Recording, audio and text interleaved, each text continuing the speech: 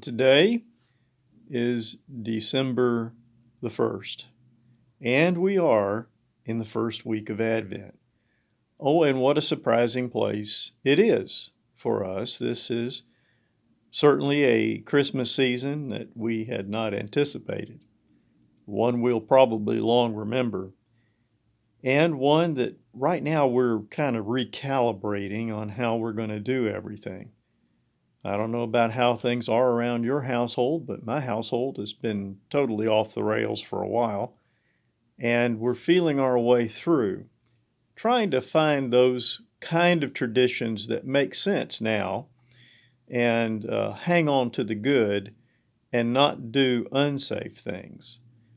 We had a family gathering on Zoom over the Thanksgiving holidays. It was a joyful experience, and we actually played games together. It's something that my daughter in Ireland organized, and well, frankly, it was a lot of fun and meaningful, and probably, to be quite honest, we probably spent more time talking to each other than we would have had we been all together in one house with all the distractions that typically occur in our lives.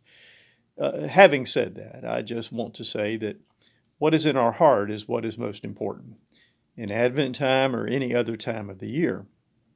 Now, on that topic, we are in the first week of Advent, and we got some special music for you coming up and another video on this email.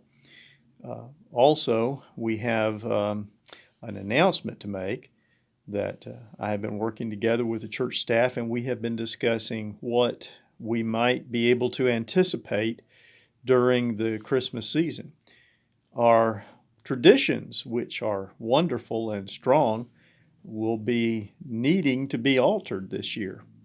One of the ways that we're going to do that, though, is of course we'll continue on with the tradition, the new tradition of Sunday morning broadcast worship, the emails of devotion from both Jan and Marcia, which have been very good, and of course these pieces of input where I get the musicians along with myself to come and have a moment just to kind of remind us that we are all together, even though we're not together.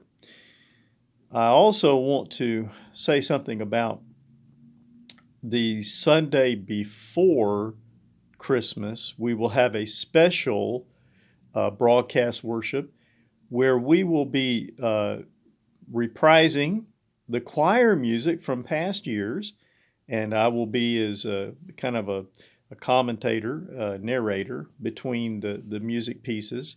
So I hope you'll tune into that and remember and recall our wonderful choir and the contributions that they bring to our lives and will once again. On Christmas Eve, we will have an outdoor service. We will do it on the steps at 4:30, the front steps of the church, where people can be appropriately distanced and masked, and we will attempt to do our service there. Now, I recognize the fact that we cannot predict every step of the way what's going to happen even 2, 3 weeks from now. But if you do not feel safe doing that, I want you to know you can join that service via the internet. We will YouTube that service. It will be placed on our Facebook channel, and and I will do my best to email that to you as well. So either way, you may have an opportunity to participate that. If you do come in person, you will receive this kind of candle. This is what it looks like here. Now, we went to this kind of candle this year because we thought that if we were going to do any kind of candle lighting, it would be nearly impossible to do so in an outdoor scenario, just simply because the candles wouldn't stay lit. So we're going to give everybody that comes one of these electronic candles that will be turned on at the appropriate moment while the playing of Silent Night is done. We will also be distributing our communion. We will not take communion on Christmas Eve. Instead, we'll distribute communion on Christmas Eve. And you, of course, if you can't participate physically and come to the service on Christmas Eve, you can come by and pick up one of these communion that has on the top surface there's a little wafer, and then the fruit of the vine is inside, and that is one handy way to take communion, but you are not confined to that. On the following Sunday, we will participate in communion. That'll be the first Sunday of Christmas. And so we'll do that over the air as we've done in the past on the following Sunday. But if you can come, and if you feel like you're safe enough to come, wear a mask. All of this will be sanitary in its distribution, and we will try to meet. We will meet out front, and Jane has got some music planned.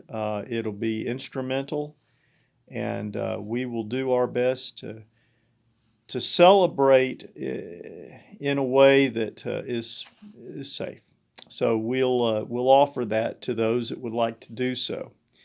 And of course, as I've said already, that those who feel, whether because of just the safety factor or the weather is too harsh or any number of reasons, you can also tune in to what we do via our electronic ways through YouTube and the Facebook and what I can send out through email. So folks, that's what we are looking at right now for our Christmas celebration. But most important of all is that we bear in mind the message of Christmas. It was a time that wasn't easy for anybody. The two young people that left their home in Nazareth to venture to a place they weren't that familiar with, pregnant and whispered about, and probably not really wealthy either. Their times were hard too. Yet, the story of Christmas is that God speaks to us in our pain, in our sorrow, in our poverty. When the night is the darkest, the light becomes visible. So let's think on that and really get into the true spirit of Christmas this year as we celebrate and witness our faith to others. I love you. Please keep encouraging people to tune in. I just met with Trish. She was at the door. She says she tunes in every Sunday, and I just so thank her for that, and I thank you for that. Please stay connected. Be safe. Take care of one another. Keep your prayers up. This too shall pass. May you have a wonderful first week of Advent.